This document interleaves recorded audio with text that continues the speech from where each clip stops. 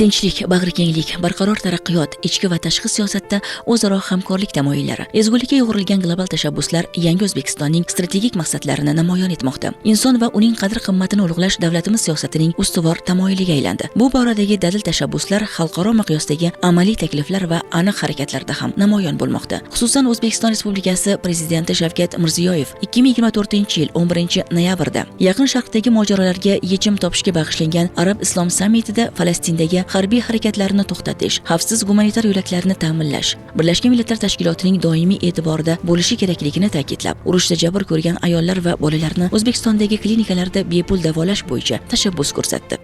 Chuqurlashtirilgan tibbiy ko'riklar jarayonida stomatologik kasalliklarni ham davolashga e'tibor qaratilgan. Prezidentimizning insonparvarlik sa'y-harakatlari tufayli bugungi kunda o'sha Falastindan olib kelingan ayollar va bolalarga O'zbekistonning eng nufuzli tibbiyot muassasalarida davolash ishlari amalga oshirilmoqda. Jumladan, bizni Toshkent davlat stomatologiya institutimizni va klinikamizni professor xodimlari va davolovchi vrachlar tomonidan ushbu ayollarimiz va bolalarga bugungi kunda stomatologiyaning barcha yo'nalishlari bo'yicha davolash, profilaktik ishlar amalga oshirilmoqda.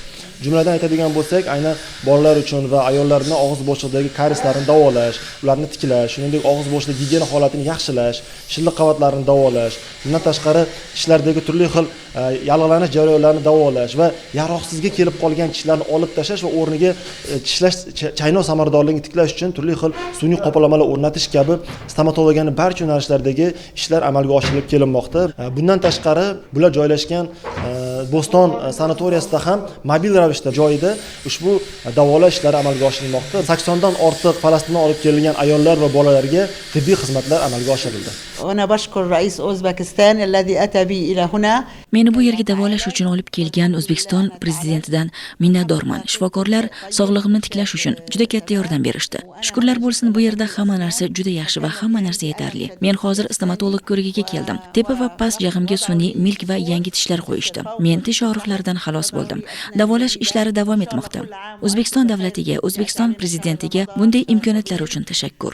Fazilatli Ramazon oyida O'zbekiston davlati va prezidenti va butun o'zbek xalqiga sog'lik, salomatlik tilayman. Barcha yomonliklar sizlardan uzoq bo'lsin. Bizni ham tinchlik, omonlikda yana baxtli kunlarga, o'z vatanimizga yetkazsin. Bu yerda falastinlik ayollar va bolalarga mehr ko'rsatgan barcha insonlarga butun G'azo ahli nomidan tashakkur aytaman. Shukran katira, rahmat ilik برضه لكل من ساعد. شكرا لكم.